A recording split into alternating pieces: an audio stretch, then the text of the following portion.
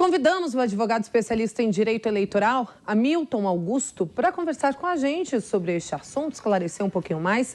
Oi, Hamilton, boa tarde para você, seja bem-vindo ao Jovem Pan Agora. Boa tarde, a satisfação enorme estar aqui falando para a Jovem Pan. Estou à disposição para tentar auxiliar um pouco aí nessas informações. Excelente, Hamilton. Então vamos lá. O presidente, como a gente acabou de dizer, ele disse que vai vetar o valor destinado ao chamado fundão eleitoral. Essa declaração, é claro, agrada aos eleitores, mas e o Congresso, hein? Como pode reagir diante disso? Bom, como toda legislação que é aprovada no Congresso e vai à sanção do presidente, havendo aí o veto, né, que seria um veto parcial a só esse trecho da LDO, o Congresso ele pode analisar esse veto e fazer até a derrubada do veto, como a gente tem visto em algumas situações de outras normas. É possível a derrubada do veto através de uma manifestação do próprio Congresso. Muito bem, e essa LDO, a gente fala sobre a LDO, ela não consta só o fundão eleitoral, né? Ela é uma lei bem ampla, mesmo o presidente disse que o tanto de folha dá até 1 quilo, assim. E um dos dispositivos, como a gente sabe, é essa ampliação do fundo eleitoral. Mas essa lei também trata de outros assuntos, né, Hamilton? Será que o senhor poderia explicar um pouquinho para a gente? Sim, a LDO, né, a Lei de Diretrizes Orçamentárias, ela é uma lei que ela caminha ao lado de outras duas leis, né? O PPA, Plano Plurianual, e a LOA, que é a Lei Orçamentária Anual. Para que a gente possa entender a LDO, eu preciso falar um pouquinho dessas outras duas. O Plano Plurianual, ele define aí toda a gestão orçamentária dos 4 anos de governo. Então, ele é aprovado no primeiro ano de mandato e define ali quais serão as prioridades do governo na sua gestão, onde serão, o que será aplicado de investimento, onde será reduzido, como ele conduzirá toda a gestão governamental. A LOA, por sua vez, ela é uma lei de orçamento, ela traz no seu arcabouço ali todas as receitas e despesas, o que tem contido no orçamento da União para os próximos anos, para o próximo ano principalmente. E a LDO, ela faz uma interlocução entre essas duas normas, porque ela é uma norma de ajuste entre as prioridades do governo na PPA dos 4 anos, mas com validade para 1 ano. Então, ela faz aquela adequação de o que será investido, onde, como, quanto, e ela serve aí de fundamento para a montagem da LOA, que é onde vai estar constando as receitas e despesas. Então, como você bem pontuou, na LDO consta todo o orçamento da União no âmbito de vários setores, vários temas, saúde, educação, quanto será aplicado onde, como será aplicado, o que será priorizado de investimento, o que não será priorizado e, por consequência, como a gente fala de orçamento, de recurso, o fundo especial ele está contido dentro da LDO, porque ele a diretriz orçamentária da União o fundo passa por dentro dessa diretriz no próximo ano, 2022. O senhor falando que a lei mexe com outros fundos, com outros setores. Agora, sobre o fundo eleitoral, se for mantido este valor de quase 6 bilhões de reais, poderá consumir recursos de outros setores, como, por exemplo, da saúde, da educação? Poderá. A gente precisa verificar nessa legislação, nesse tanto de documentos, como o próprio presidente falou, como foi destinado e quanto foi destinado para cada setor, para cada área. Porque a gente sabe que não é infinito, a quantidade de recursos que a União tem, ela não é infinita. Então, ele tem que adequar, e a LDO serve para isso. Retira um pouco daqui, encaixa um pouco ali em outra área. Então, para esse aumento, né, de quase 4 bilhões, salvo engano, teve que retirar isso de algum recurso. Além do que, até onde eu pude verificar, a LDO ela traz uma previsão de um déficit de 175 bilhões nas contas públicas. Então, esse ajuste é feito. Se tira de uma área para se colocar em outra. Isso não tem como fazer mágica, porque, como eu falei, não é infinito, né, a quantidade de recursos. Ainda mais em meio a uma crise sanitária que a gente está vivendo por causa da pandemia.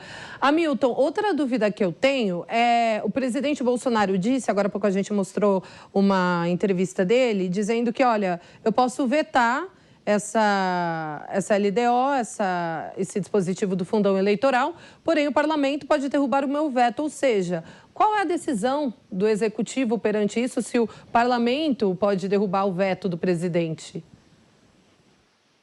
No caso, a derrubada do veto deixa o presidente de mãos atadas, porque isso aí está na Constituição, a Constituição prevê esse tipo de possibilidade.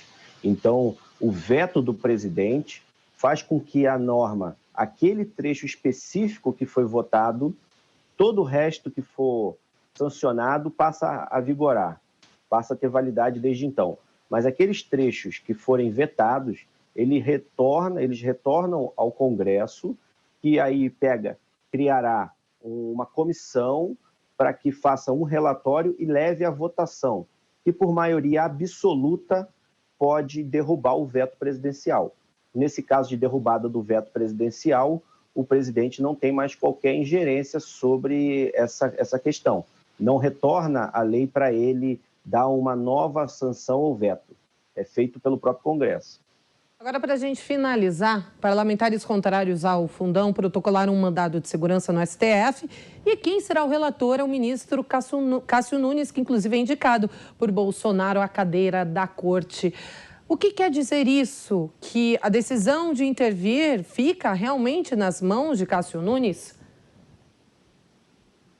Nesse sentido, ele teria aí possibilidade de decidir ou levar a plenário, embora a gente esteja falando de uma lei que passou no Congresso Nacional, foi aprovada, não se vislumbra nenhum tipo de vício no procedimento.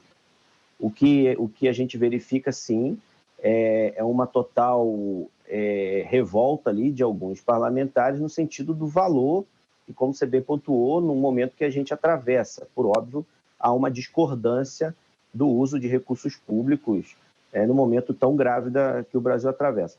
Só que, quando a gente leva isso ao Supremo, a gente pode levar ao Supremo qualquer tipo de demanda, desde que a gente tenha um fundamento constitucional para tal.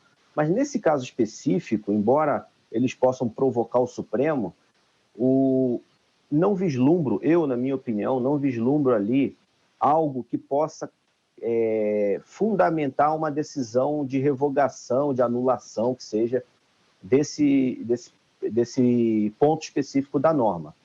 Não, até onde eu pude verificar, não há nenhum tipo de nulidade procedimental.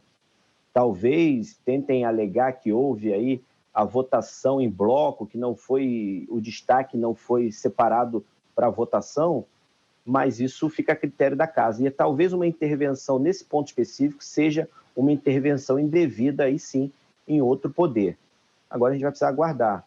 É possível que o ministro Cássio Nunes simplesmente diga que não cabe ali intervenção do Poder Judiciário no Poder Legislativo em aprovação de lei e retorne a decisão à mão, fique a cargo tão somente do presidente, e aí sim, uma decisão política do Congresso de derrubar o veto ou não derrubar o veto. Bom, eu disse que era a última pergunta, Hamilton, mas como o senhor é especialista em direito eleitoral, me deu vontade de fazer só mais uma perguntinha que é a respeito do voto impresso auditável. Esse projeto está prestes a cair e o presidente Jair Bolsonaro disse que, se isso de fato acontecer, ele pode nem se candidatar no ano que vem. Eu queria uma opinião do senhor. O senhor acredita nisso? E acredita que as urnas eletrônicas elas são passíveis de fraudes? Olha, a minha experiência de atuação na Justiça Eleitoral, eu engrosso o couro de que até hoje a gente não vislumbrou nenhum tipo de fraude, nenhuma prova de fraude. A gente eu acompanho desde muito tempo, pelo menos 20 anos, eleição desde cidade pequena a grandes cidades. A gente vê muito o eleitor errar na hora de votar e sai da sessão de votação alegando que votou em um e apareceu outro, mas não tem uma prova. Não tem nada que justifique ou que fundamente. Se tivesse, certamente a justiça interviria. Agora, quanto à decisão do presidente de falar que ele desistiria, aí é uma decisão dele, política, é difícil opinar. A gente acompanha, mas a gente não saberia dizer se isso é uma forma de criar uma comoção ou se realmente ele está disposto a abandonar a disputa eleitoral e talvez sair com o argumento de que, olha, eu tentei consertar o Brasil, não deu certo e as urnas são fraudadas mesmo. Agora, a gente vai ter que aguardar. É possível, muito provável que não passe no Congresso Nacional, porque, como o próprio presidente do TSE tem falado, né, não há prova de fato de fraude nas urnas. O que há é muita especulação. Mas vamos ter que aguardar. O próprio presidente falou que semana que vem iria levar um hacker especialista para apresentar uma forma de fraude. A gente tem que aguardar e acompanhar. Se houver realmente uma prova fundada de fraude, por certo que os órgãos têm que fazer algo. O Ministério Público, o TSE, a Justiça Eleitoral tem que se manifestar. Certamente. Então é isso, conversamos então com a Milton Augusto, que é especialista em direito eleitoral. Milton, brigadão mais uma vez. Boa tarde para o senhor. Eu que agradeço e estou sempre à disposição. Sempre uma satisfação falar para a Jovem Pan.